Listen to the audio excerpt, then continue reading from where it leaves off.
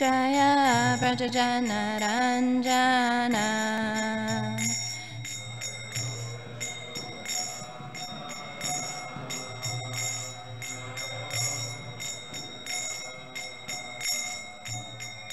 Jaya Yashodanandana Jaya Vrajajanaranjana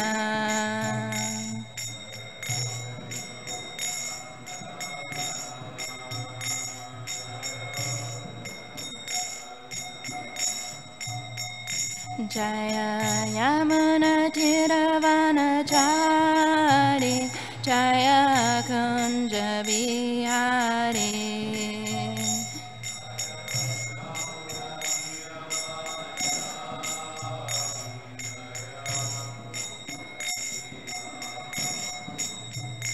Jaya Yamuna Tiravanachari Jaya Kunja Vihari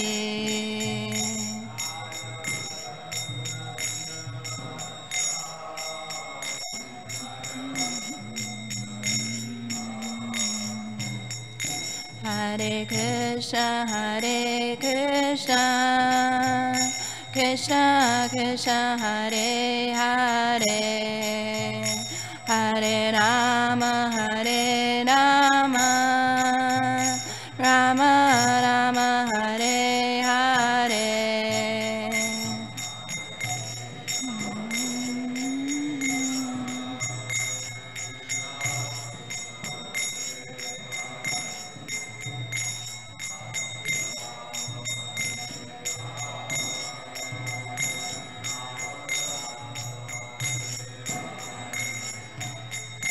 Hare Krishna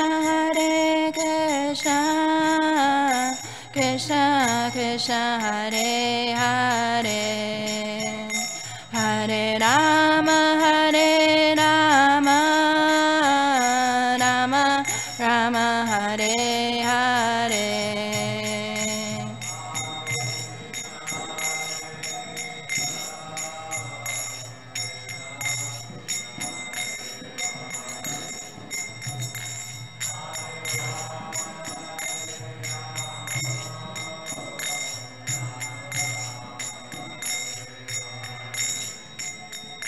Hare Krishna Krishna Krishna Hare Hare Hare Rama Rama Rama Hare Hare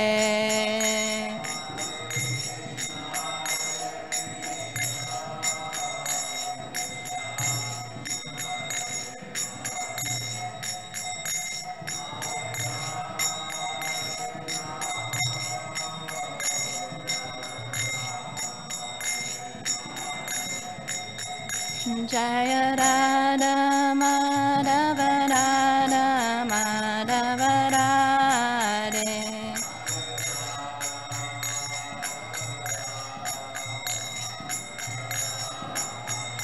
Jaya Radha Giridhari Radha Giridhari Radhe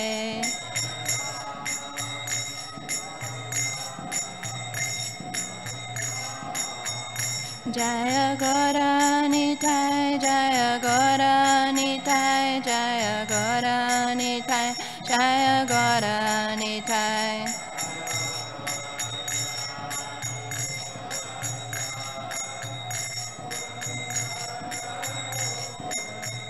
Jaya Jaya Prabhupada Prabhupada Prabhupada Jaya Jaya Prabhupada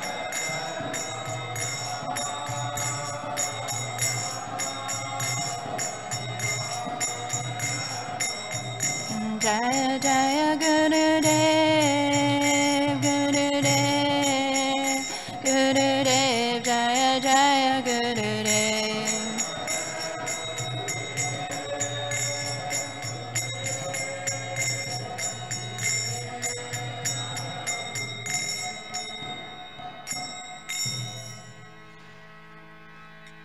Om Krishna Paparam Sapaya Rajakachaya Shtatara Srimad His Divine Grace A.C. Bhaktivedanta Swami Srila Prabhupada Ki, Ananta Koti Vaishnavanda Ki, Srimad Bhagavatam Ki, Shri Kishore Kishore Ki, Shri Jagannath Baladev Subhadra Ki, Shri Shri Gauranitai Ki.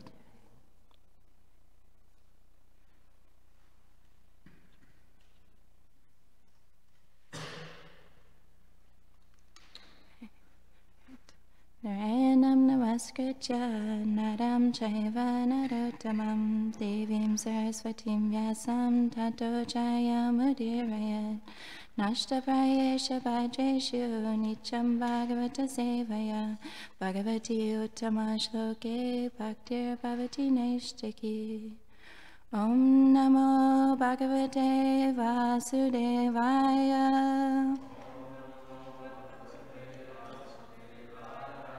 Om Namo Bhagavate Vasudevaya.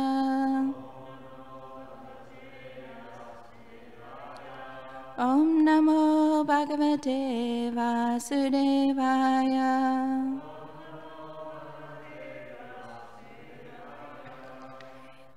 So we're continuing in Canto 9, Chapter 16. We're going to chant text 9, but we'll go back and read the translations for 7 and 8. So the chapter is entitled, Lord Parasurama Destroys the Ruling Class. Ye Arjunasya Sutarajan Smarantaha Swapiturvadam Ramavirya Parabhuta Lebire Sharmana Kvachit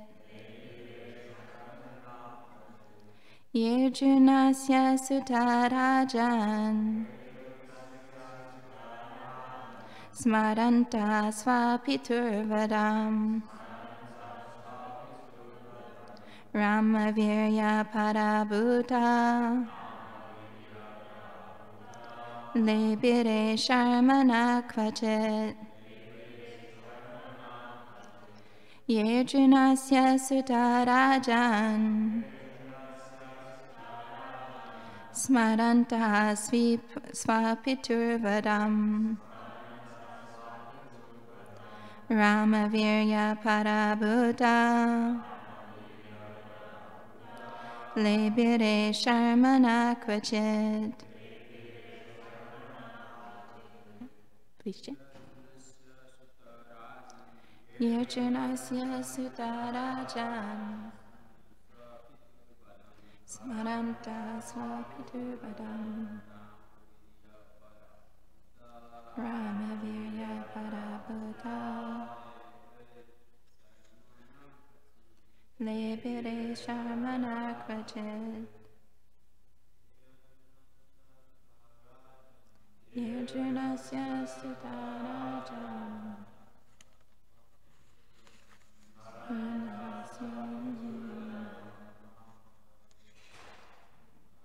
Ramavirya Parabhuta Lebire Sharmana Kvachit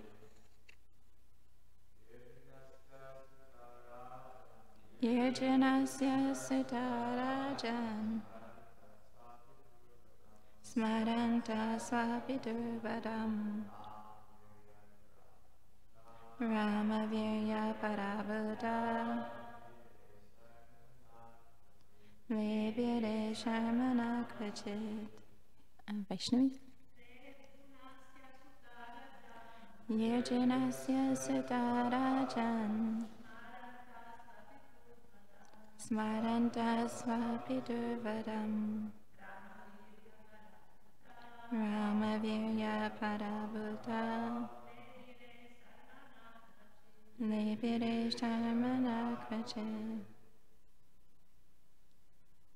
Yea, those who, Arjunasya, of Kartavirya Arjun, Sutaha, sons, Rajan, O Maharaj Parikshit, Smarantaha, always remembering, Svapituhu vadam, their fathers having been killed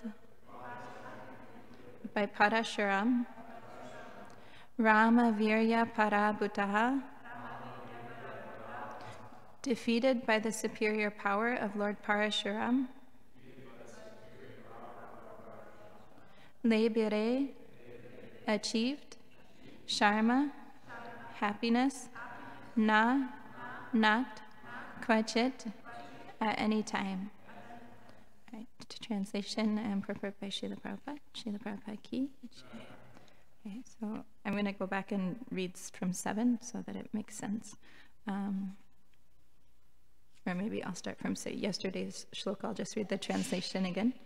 Jamadagni then ordered his youngest son, Parasurama, to kill his brothers who had disobeyed this order, and his mother who had mentally committed adultery. Lord Parasurama, knowing the power of his father, who was practiced in meditation and austerity, killed his mother and brothers immediately. Jamadagni, the son of Satyavati, was very much pleased with Parasurama and asked him to take any benediction he liked. Lord Parasurama replied, "Let my mother and brothers live again and not remember having been killed by me. This is the benediction I ask." Thereafter, by the benediction of Jamadagni, Lord Parashurama's mother and brothers immediately came alive and were very happy, as if awakened from sound sleep. Lord Parashurama had killed his relatives in accordance with his father's order, because he was fully aware of his father's power, austerity, and learning. And then today's text. My dear King Parikshit, the sons of Kartavirya Arjuna, who were defeated by the superior strength of Parasurama, never achieved happiness, for they always remembered the killing of their father. Purport.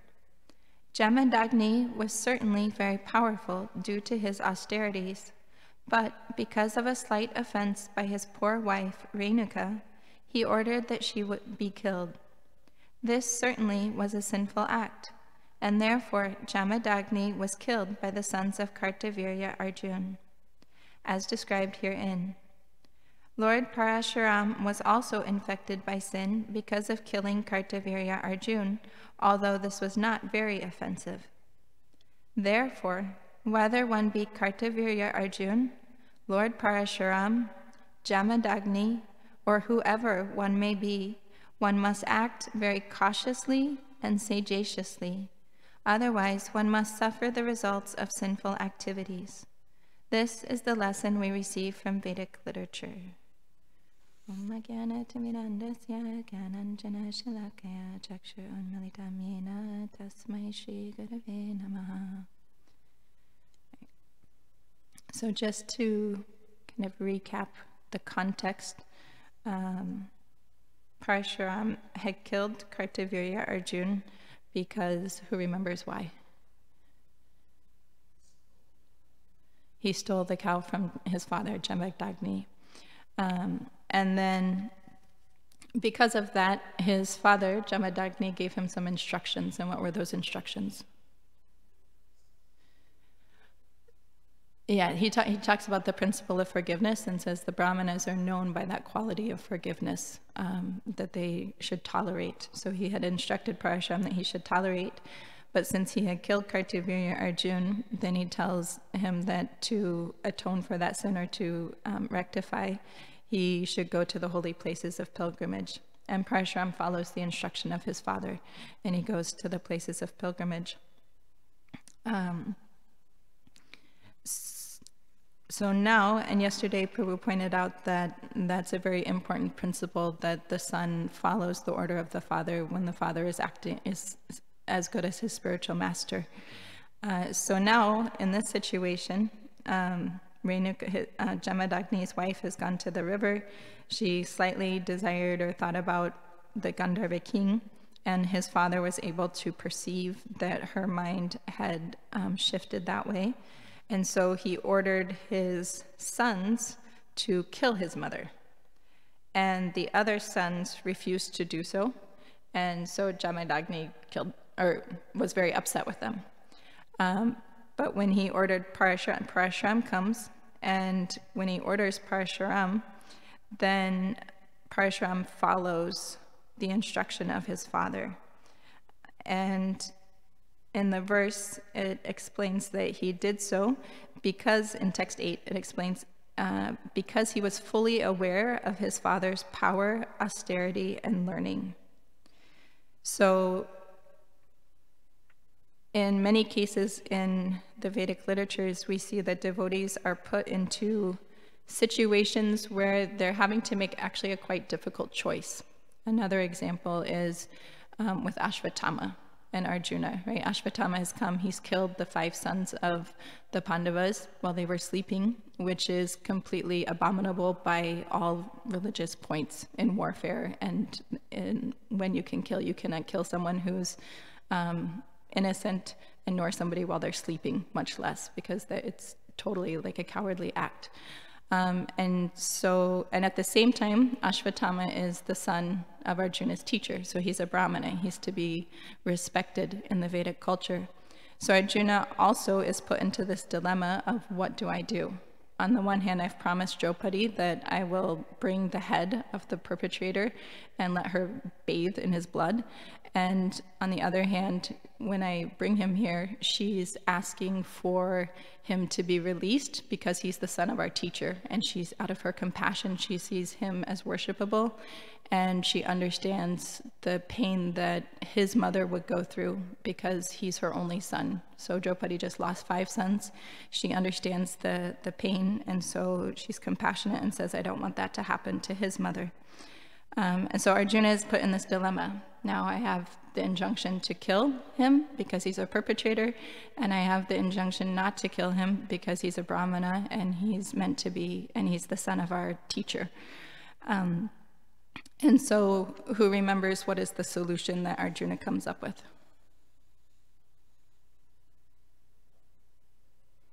He cuts the hair, and what else? Ashvatthama has a jewel on his head.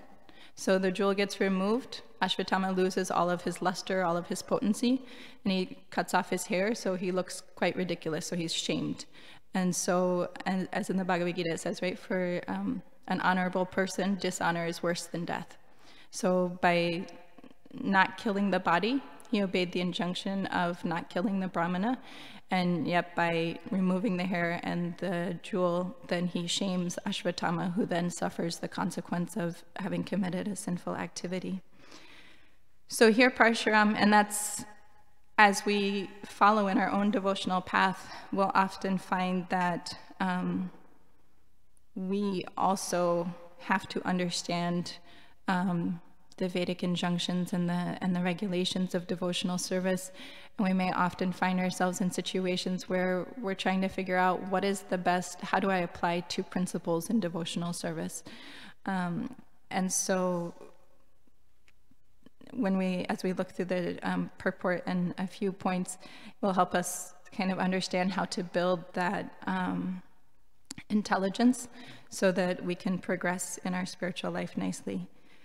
So in this case, Parasurama understood that his father's power, austerity, and learning. So he understood this quality of his father and the tejas that his father had.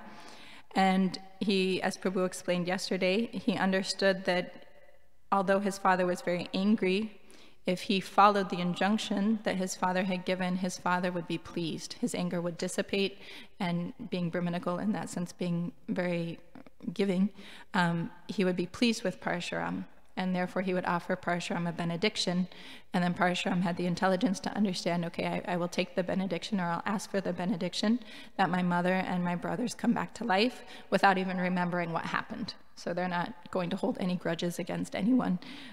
They'll just be back to life. And so he immediately follows the instruction of his father, and indeed his father then asks him, please take this benediction. So now this is beginning, so today text 9 is beginning to show how this last sentence in the purport is what we're going to focus on. So he says, therefore, whether one be Kartavirya Arjun, Lord Parasurama, Jamadagni, or whoever one may be, one must act very cautiously and sagaciously, otherwise one must suffer the results of sinful activities. So we're observing how Parasurama acted very sagaciously in this case.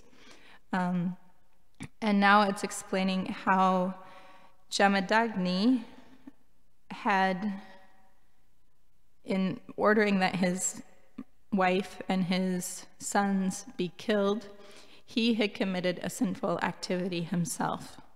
And so this verse is beginning to indicate that he gets the reaction for that activity when the sons of Kartavirya Arjun, who are inspired by revenge at the killing of their father, come, and we'll read in the next few verses that they kill Jamadagni. And so when Prabhupada's explaining here, one must suffer the results of sinful activities, we're seeing that. So in Kartavirya Arjun's case, he stole the cow from Jamadagni, and so he suffers the reaction of getting killed by Lord Parasurama. Lord Parasurama, it's interesting if you look at the purport, Prabhupada is pointing out Lord Parasurama was also infected by sin because of killing Kartavirya Arjun. He doesn't say he's infected by sin because he killed his mother and brothers, if you notice. So the sinful reaction was because he didn't tolerate the offense, and he kills Kartavirya Arjun, and so he goes to the places of pilgrimage.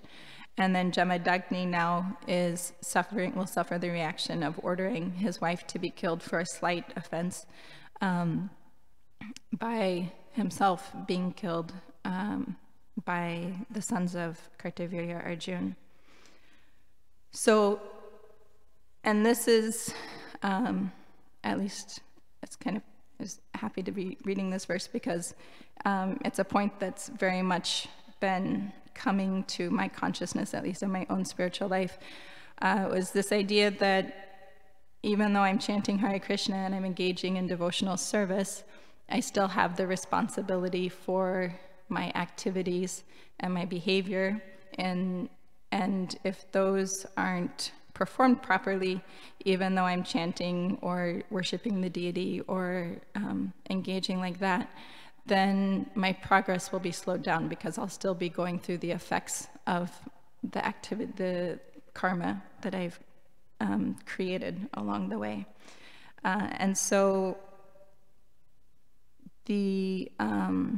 so that's where I wanted to look at was, what does it mean, and for myself I've been meditating, what does it mean to act very cautiously and sagaciously?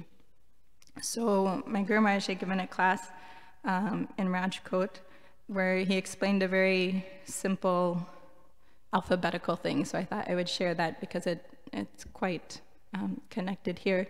So generally we hear at least the ABCs of devotional service are what? A stands for association, B is books, Bhagavatam and Bhagavad Gita, and C is chanting. Okay, so now we're going to look at chanting. We're going to give another term for C and look at D, E, F, and G. So the purpose of chanting, what does Mahaprabhu say in the Shashastakam? What's the purpose of chanting? Cheto Darpana Marjanam, right? It's cleaning the heart of all the dirt accumulated for millions of lifetimes. So chanting, and C, goes along with cleanliness, cleaning. And my Guru Maharaj was explaining that cleaning is actually the beginning of our devotional life. Now, for me, it's a great austerity. But he points out that just like if we come into the temple room, it's we're happy, it's peaceful because it's clean. If we came in and there was dirt on the floor, leftover prasadam, people had left their coats and bags everywhere, you wouldn't feel very peaceful coming into the temple room. So in that way, one important aspect of cleanliness is to maintain our surroundings in a clean manner. So, and my Guru Maharaj explained that that means that more like cleaning for sure, and then everything should be organized. which is also a personal weakness, but he would often give the example, he said, from the shaving kit, you should know, he said, we should know exactly what's in our shaving kit. If there's razors, he's giving an example more for Prabhus than Matajis, but like we should know if the razor is sharp enough to shave up. If it's not sharp enough, throw it away. Don't keep it around and hold on to it out of some attachment. And nor do you need 5 or 6 razors to do one job. Just keep one razor that will do the job, and when it's finished, throw it away and get a new one. And so this principle of being aware of what we need and what we have, and thereby not needing to accumulate too much, right, is one aspect of cleaning our surroundings. And that connects, right, in Nectar of Instruction, one of the principles that defeats our devotional service is collecting more than necessary. So I often find that a really good way to understand that is if you imagine that you had to move to a new place, or if you have moved from like one apartment to another, all of a sudden, like to start packing up, and then you realize like, oh my gosh, I've had stuff in this drawer for like 5 years and I've never looked at it, and let me finally throw it away. I keep thinking I'm going to use it sometime, I'm going to use it sometime. Eventually, after some time, it's good to accept that I'm not going to use it. Let me give it to someone who can use it, or just throw it away. Because then subtly, our possessions actually remain like in our consciousness, and it can very much weigh us down at some point when we're not expecting it. Another example my Guru Maharaj would say was that when you have guests come to your home, then he's like, we may think we're clean, but then if you invite a guest, we realize how much cleaning we still have to do for them to come. So that means we're not keeping the standard every day like we would. So when guests come, we think, oh yeah, I have to clean this and clean this and clean that, even though otherwise I'm thinking it's clean. So that way, he said that that's one aspect of cleanliness that will improve our devotional service, that if we build, make it, and part of that reason, it comes to the D part, that if we're clean, then it gives us discipline. Right? Otherwise, at least for myself, I tend not to clean because I'm lazy, or I want to do something else at that point in time. I don't think cleanliness is as important as whatever else I want to do. So when we maintain a clean environment, then it gives us a discipline. And discipline, of course, we couldn't be here if we didn't have some discipline. Getting up for Mangalarti requires discipline. Chanting our rounds requires discipline. Sitting for class requires discipline. Anything in devotional service requires discipline. And not even just in devotional service, even if you look simply at to succeed in material life, there has to be discipline. The top CEOs of companies are getting up at 5 o'clock in the morning and starting their day early in order to be successful at work. So in whatever field one is in, for success, the discipline is required. So we can go then from, we should have association of devotees, reading Bhagavatam and Bhagavad Gita, and chanting and cleaning. So one aspect is cleaning the physical surroundings. The second aspect of cleanliness that's a little more subtle, but that we'll also have to work through and purify in our devotional life, is cleanliness in terms of relationships. So it's described, or it's explained that the only pure relationship is actually our relationship with Krishna. And the reason it's pure is because there's no selfishness involved. Krishna is independent, he's complete by himself, he doesn't need us, but he knows that we're happier if we serve him. And so when we serve him, we also become happy, but our happiness is because we're serving him, not because we're being selfish about it. Otherwise, in our material relationships, or in our other relationships, I should say, they're quite heavily based on some sort of selfishness. And it may be more apparent or less apparent, more exploitative or less exploitative, but that element of selfishness is there.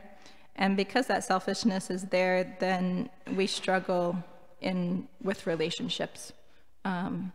Sometimes, like we may start fighting with someone because, they're not doing what we want them to do, or they may fight with us because we're not doing what they want us to do. It can go as far as, in marriage, it can lead to divorce because I'm not satisfying you or you're not satisfying me, and so we're going to separate. And in this way, that's another aspect of cleanliness that as devotees we will need to work through going along. And the Vedic literatures are giving us, when we're reading Bhagavatam and Bhagavad Gita, we see, right, there's so much of the relationships and where are their selfish desires involved and how those relationships disintegrate or end up being of a destructive nature, and where do the relationships remain in Krishna consciousness or as a devotee, devotional relationships, and those can maintain themselves. So those are two aspects of cleanliness that are there. The third aspect that will give us, and this also leads to discipline, right? If we're clean in our relationships, then we're disciplined in how we treat another person. I can be more respectful. I'm not being envious, so I won't be as harsh to someone else. I can be more forgiving because my own desires aren't getting in the way of that relationship. So all the good qualities that a devotee develops will come into our relationships as we clean, as we become cleansed. And two important points that relate here in terms of our personal behavior and how to kind of clean our personal behavior is that one aspect that is very much stressed is that we should stop the grabbing tendency. Right? Grabbing tendency means I see something that I don't have and I want to take it, or I'm too lazy to get it of my own accord and I just want to take what somebody else has. So like if I walked into the temple room and I'm like, oh, that's a nice mridanga. Let me take the mridanga. Mine is not so nice. I want this one, right? Then all the devotees will be looking in like very frightened, like, why is she doing that? What is going on? And so much anger will be there against me. And so I'll suffer the reaction of taking the mridanga and ruin the relationships with the devotees. So this grabbing tendency, theft or like that is a very gross form of it, but subtly we may try to grab different things from different people or from different circumstances, and it will just lead to destruction. An example from Bhagavad Gita, of course, is Dhritarashtra, right? Dhritarashtra means one who grabs. So because he wanted to grab the kingdom from his brother and from the Pandavas, at the end, the entire dynasty is destroyed, right? His own son is destroyed for also being an unclean person, always cheating, always grabbing things.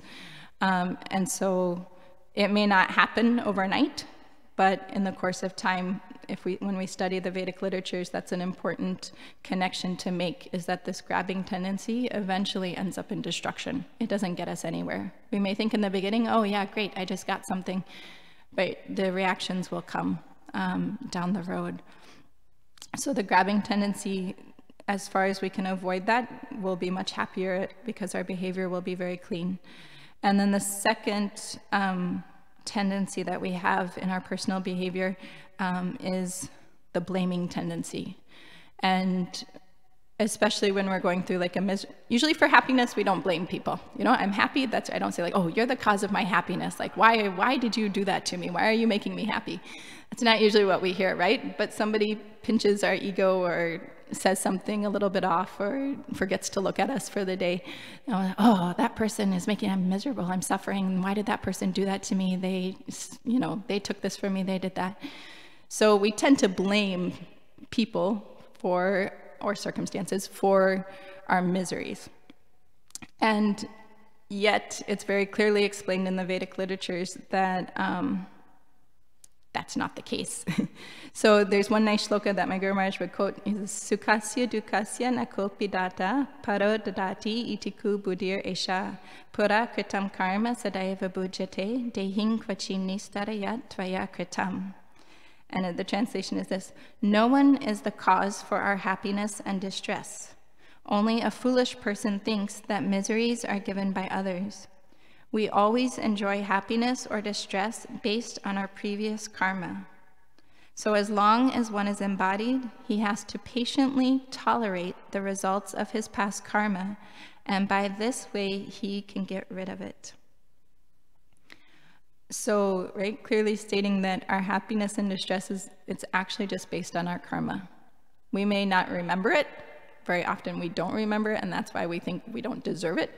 But if we observe kind of our present circumstance, and as we perform devotional service, our consciousness cleans out of it, and we begin to accept and understand that it's my karmic reaction. I was reading in the Lilamrita the other day that Prabhupada in Montreal, one boy from the Indian community had come, and he brought, maybe he was a doctor or something, a little more like kind of aristocratic personality. And at first that person was very favorable towards Prabhupada, and he would come for the lectures and, was very happy with Prabhupada. And then at one public gathering, somehow he stood up and he just started yelling at Prabhupada, like in a very negative way. And all the devotees were shocked, like, what happened to him? Why did this happen? So Prabhupada actually didn't respond at all. He just let the man finish. He continued with his lecture. And then afterwards, the devotees were, kind of inquiring from Prabhupada, and Prabhupada simply said, in this case, he doesn't always say like this, but in this case he said, I must have done something to him in his past life, and that's why he was angry with me. And he just left the matter at that. And a few days later, he asked, is that man here? I'd like to see him. So he wasn't at all like offended or anything like that. He just accepted that I must have done something in my past life to him. And he just let it go at that point. So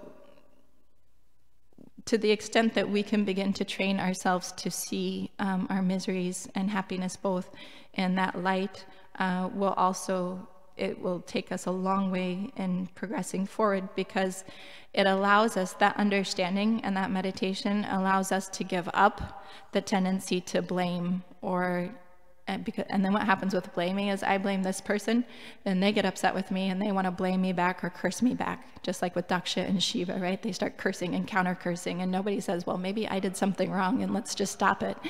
And in our personal relationships, we get into arguments the same way. Well, you didn't do this to me and you didn't do that to me, and then instead of just like, I'm sorry I hurt your feelings, and we can end the matter right there. So this, although it seems very small in that sense, or it's very short, it has huge repercussions in terms of allowing us to progress in our devotional service, and to get out of these tendencies of blaming and also grabbing. When we understand that what's coming to me is just on my karma and I've surrendered to Krishna, so he's taking care, then and we're wanting to work through that and become purified, then this understanding gives us the patience and the intelligence to go through the situations in that way. And it's very nice. So those are 3 points, at least in terms of cleanliness, that we can go through. And all 3 of those allow us to have a particular discipline. Those, when our relationships are clean, when our surroundings are clean, when our behavior is clean, what happens is we have more time and we have more energy to devote to Krishna. Right? If I'm not worked up about this relationship or that relationship, I can just come in front of their lordships. I can sing kirtan with an open heart and a happy heart, or I can do whatever service is needed in the temple with that open heart and a clean mind. I'm not, I know I do at least. Sometimes we'll be offering arti, but if something's bothered me, it's still in the back of my mind, even though it's like, okay, I should be offering to Krishna. I'm supposed to remember that I'm offering this to Krishna. But the mind sometimes is still meditating, this person said this though. So when we are able to get free from that, then it means we can actually focus on the Lord and move forward in our devotional service. So that discipline allows cleanliness, leads to discipline. And the discipline, the other thing that happens is that when we're disciplined, it allows us to be educated. That's what E stands for, is education.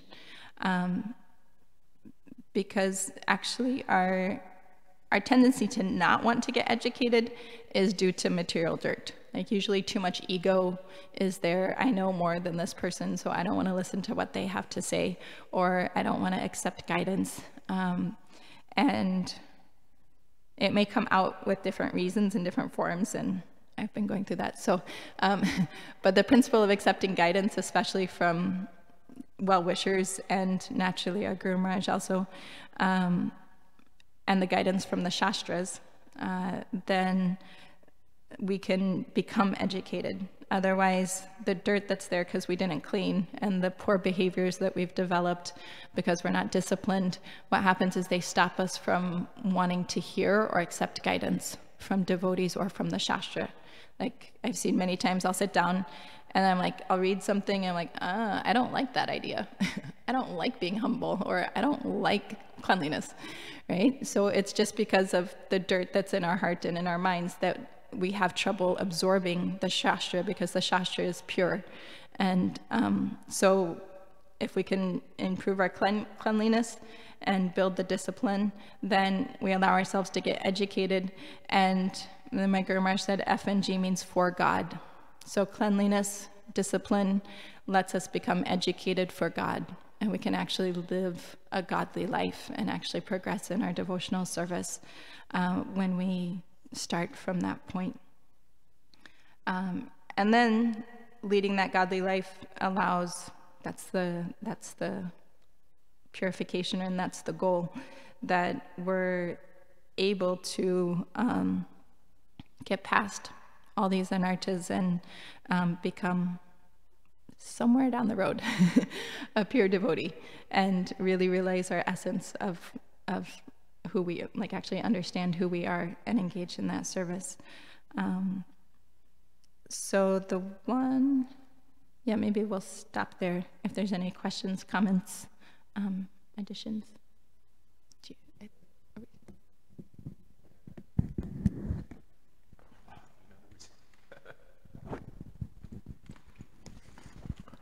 Hare Krishna, Mataji, thank you for your class.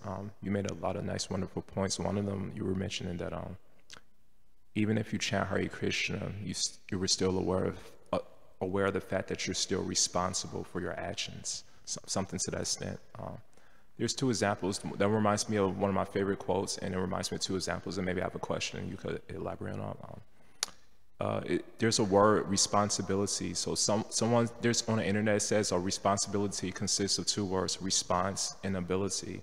And there's a quote that says responsibility, or the ability to choose your response, is about making a conscious action, not an unconscious reaction.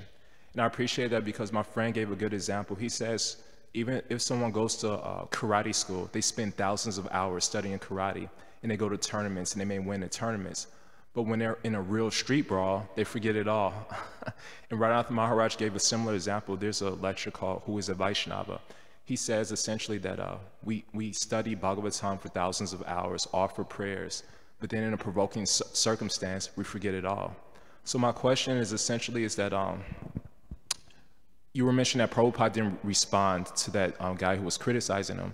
So sometimes in our spiritual life, we may not externally respond to provoking circumstances like in a spiritual environment, externally, but internally. And the tendency is that internally, we know we can't respond publicly like to our boss may be a jerk, or to devotees publicly. But then when we go home, we take it out on our family or our friends because we know they're not responsible for firing us or getting us kicked out. So how does one, what better ways can one respond, not just externally, but also internally? Or what's the difference, or how can one get Krishna's mercy so one can respond properly in provoking circumstances? Yeah, those are two very nice quotes. Thank you. That's a good, nice illuminating idea on what responsibility means. So that point of how to develop the ability to internally respond, like not be affected also, will happen with that process. So when we improve the cleanliness, it's interesting, but it makes subtle shifts in our consciousness that allow us to actually see this happiness and distress being based on our previous karma. So, because when we want to react, although we may restrain, so in the 3rd chapter of Bhagavad Gita it also says, right, one who restrains the actions of the senses but internally is dwelling on sense objects is a pretender. And that same duality is part of, is also a little bit in a way a cheating propensity, that we don't there may be different forces that play into it, but we're not able to be straightforward about it. It says a Brahmana will tell the truth even to an enemy, right? So when the consciousness is in that place, then that's the symptom of being in that place. So just coming back to that idea, looking at the cleanliness of our situation and meditating on how we can improve that in order to progress, because that cleanliness is what will allow us to not hold the hurt inside, because we'll see, okay, my boss said that to me, I might have done that to him in my past life, or maybe I've said the same thing. I see a lot of times, like I teach, so I'll say something to the kids and then they may get upset about it, or I may yell or something, and then I wonder why my senior devotee is yelling at me. Then I realize, oh, it's the same way. I'm acting the same way as the kids are. Like, I'm not taking it in the proper, way that they're trying to instruct me, just as I want the kids to think. They should understand that I'm instructing them.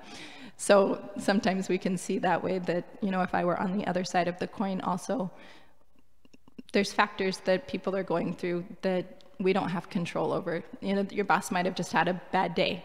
Maybe his wife yelled at him before he came to work, and he's taking it out on his, on the people under him because he's more afraid of his wife than here. So that we don't, because we really don't understand. We don't understand our own circumstance fully, much less like what someone else is going through.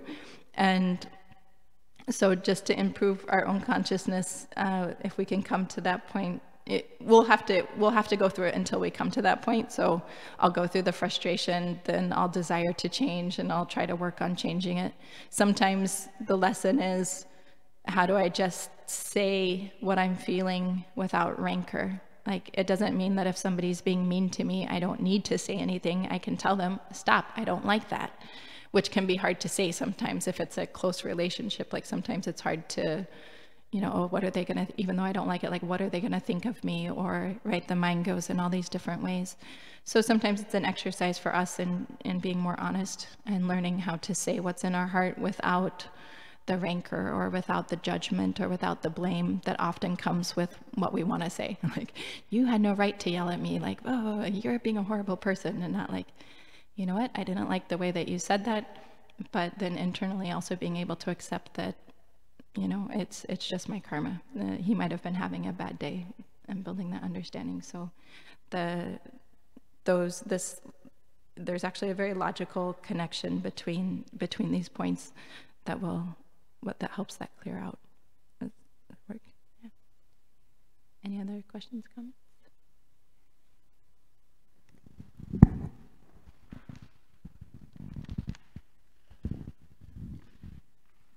Mataji, first of all, I'd just like to thank you for your class.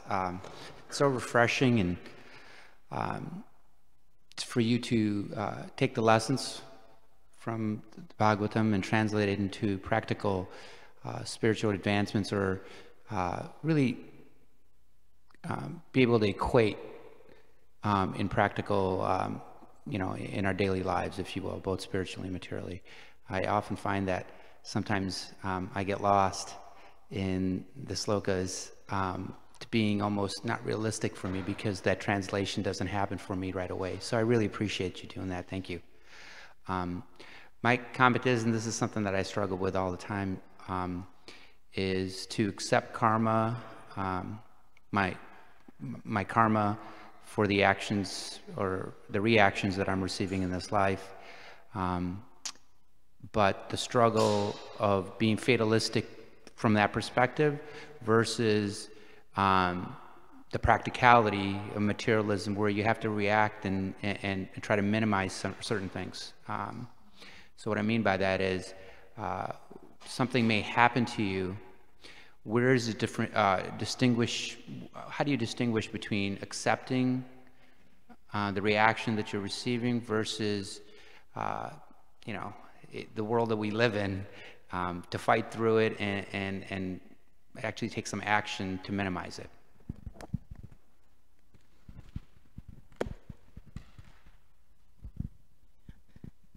Yeah, so an excellent question. And that's another huge one that all devotees struggle with, right? This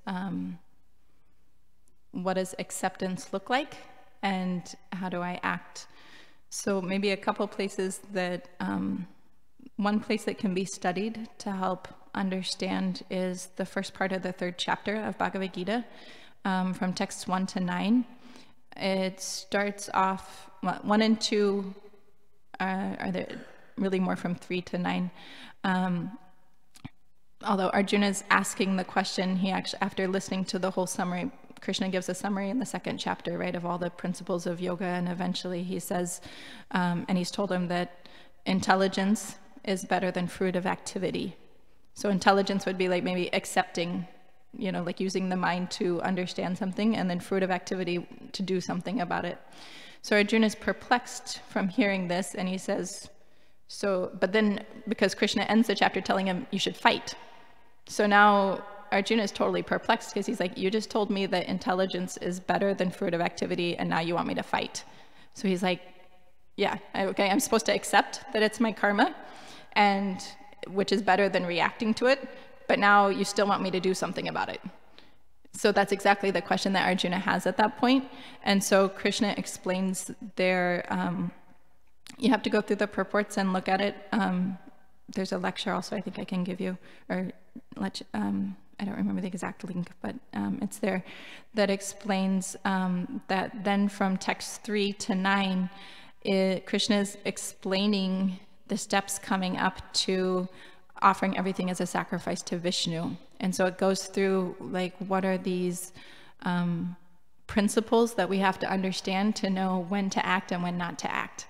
And it's interesting that the very first principle comes in how Krishna addresses Arjuna in text 3, where he calls him Anaga. And Anaga means, does anybody know? It's not the most common Sanskrit word, but Anaga means, do you have it there? No, sorry, my pronunciation's probably off. Yeah, it's not N-A-G-A, but do you have the word for word there? Anaga. Anaga. No, it should mean sinless one in text, or 3:3. It should be. Anaga, yeah.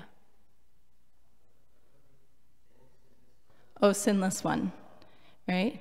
So that's the first step in our progression, in being able to understand exactly what we talked about, how to act cautiously and sagaciously, right? And so that first step is this cleanliness. That's why Maharaj points out that cleanliness is the basis of our spiritual life, because when that cleanliness is put into place, we can have the intelligence to understand when to act and when not to act, or how to act in a way that, when do we accept it as karma and when do we do something about it.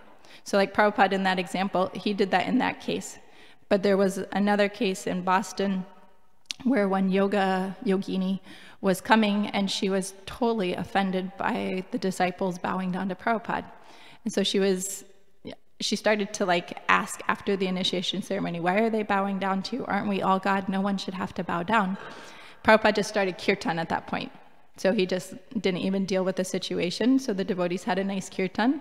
But even after the kirtan, Prabhupada was going to leave the room, and she came and like blocked his way and was still on this tirade against nobody should have to bow down to you, we're all God, and like this. And Prabhupada just looked at her like super angrily. He didn't say anything, but he just gave her this look, and she backed off, right? So in that case, he chose to act, to respond to the offensive behavior. He didn't, at that point, he didn't accept that, oh, I must have done something to her in my past life. At that point, he understood that I need to respond so that she stops from being offensive. So in that way, we can, by studying the lives of the devotees, and then if you take that section, at least to begin with, to look through, then it clarifies some of the principles that are there in terms of how do I act and when do I not need to act. And that will help us understand in our lives also how to act and how not to act. So just because there's a couple verses in there, and later on in the chapter also, because he says like, right, one of the ones in there that's kind of interesting is that everybody, you have to act, and we're all forced to act by the modes of material nature. And then later on in that verse in 327, it says, Prakrite kriyamanani gunakarmani, I forget the rest of it. I think so, yeah. That we think ourselves the doer of things that are in actuality being carried out by the modes of material nature. And that meditating on that and contemplating that is very, can help a lot in terms of understanding when to act and when not to act, because Prabhupada says everyone in that sense is destined to a certain amount of happiness or distress. Based on our modes of nature, we have a particular activity that we're inclined to do,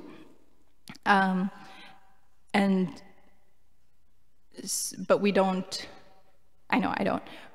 It's hard to see it that way, right? I don't think that I'm just going to work because this is my modes of nature acting. I actually feel like I'm doing something, I'm earning income, I'm teaching, that's my experience of going to work. I'm not experiencing that, oh, it's just my modes of nature acting. So it's those 2 points are some interesting points to meditate and read through carefully and kind of mine out those principles, and some enlightenment will come through from there. Srimad Bhagavatam ki jai, Srila Prabhupada ki jai, Ananta Koti Vaishnavrinda ki jai.